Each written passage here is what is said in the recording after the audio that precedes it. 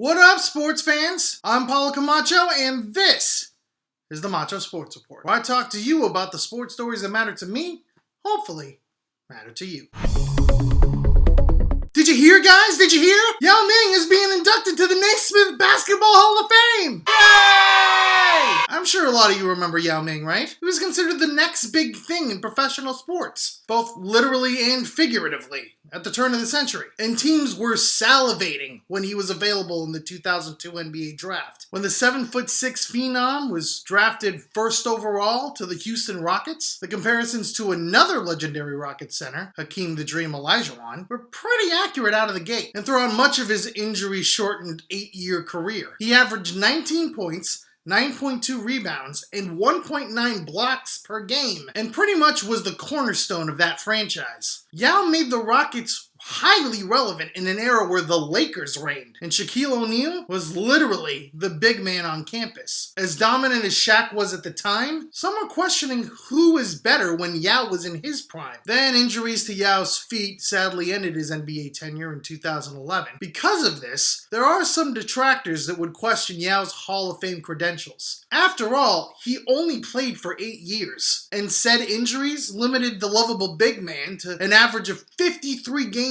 per season in a 3-year span. Name ESPN NBA analyst Jalen Rose among the detractors, saying that he absolutely, positively doesn't deserve a call to the Hall. Said Rose, quote, "I don't like the fact that there's an international committee that votes for international players and put them in the same Hall of Fame as the American-born players, but they lower the bar based on their productivity? That's not fair. I don't like that. Just because you're an international player doesn't give you an easier run to the Hall of Fame." So, I'll give Rose this. Yao only played a total of 486 games in his career and didn't even rack up a career points total of 10,000. He finished with only 9,247 points. Based on the numbers alone, sure, it's a pretty weak case for a potential Hall of Famer. But here's the thing. Yao's Hall of Fame case isn't just about the numbers. This guy quite literally changed the face of the NBA on a global scale. He was the league's first Asian-born superstar. He was a big reason for the association gaining traction in China's gigantic media market. He was popular as hell, both in China and in the States. And that doesn't count for nothing in terms of the impact he made on the game. I mean,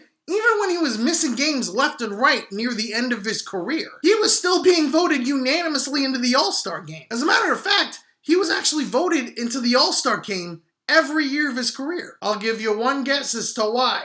After all, this was no ordinary player, and sometimes a Hall of Fame career just isn't about stats. So, Jalen, bring up this case again when, say, Yi Jianlan gets a Hall of Fame nod. Boy, I butchered that name. Just in this case, though, I can't agree with you on this. But that's just me. What do you think? Does Yao Ming deserve induction to the Naismith Basketball Hall of Fame? Or should his injury-riddled career have taken him out of consideration? Leave your responses in the comment section below. I'm Paulo Camacho, and this has been the Macho Sports Report. Peace out, sports fans!